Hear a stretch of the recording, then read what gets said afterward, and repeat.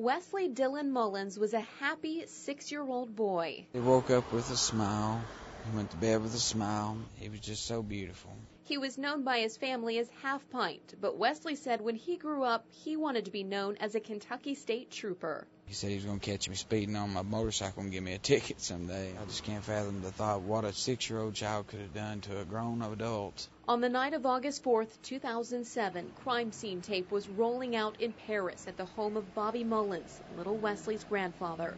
Detectives were filing in and out of his small, rundown garage, and the community was beginning to gather across the street.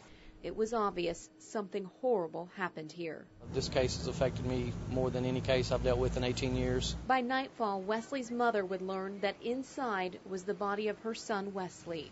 The state medical examiner said it was one of the most gruesome scenes she had ever seen. A select few of us were in there with Wesley, and we know what we saw. For days, detectives combed through that tiny garage, collecting evidence and conducting interviews, while the community wanted to know where was Wesley's killer.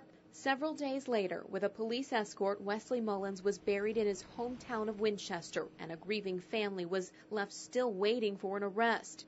By the end of the month, Paris police announced a major break in the case.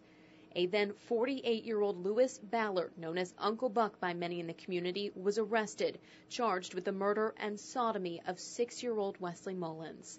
In a news conference, Paris Police Chief Tim Gray explained the connection between Ballard and the 6-year-old. Mr. Ballard was a roommate to the grandfather, Bobby Mullins, and that they actually coexisted in the dwelling for 3 years together. I've seen him there, I know, at least 20 times and never thought anything of it. Commonwealth versus Louis Ballard.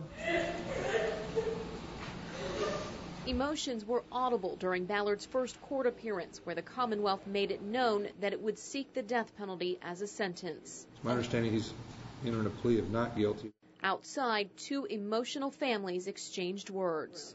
I'm Ted Mullins. I'm his godfather. DNA was found on him. Louis Ballard's sister, Linda Evans, defended her brother. He volunteered his DNA. And if he was guilty, why would he volunteer that?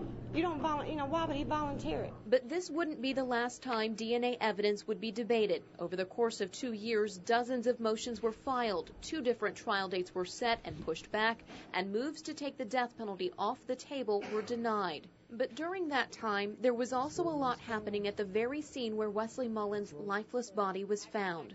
1 year after Wesley's death, the garage full of memories from that night was gone. We just wanted to see this place torn down, and even if it was a place of grass, whatever, anything, just as long as it was gone. And now, of course, it's going to be something just incredible. Take it all away, Dan. 2 years after his brutal murder on what would have been his 9th birthday, Wesley's place was taking shape, a community center designed for nonprofit organizations to help children and their families. It's time to move on and start honoring a little boy that didn't have a chance. Now, the time has come for a jury to decide if Louis Buck Ballard is the man who robbed Wesley of his chance.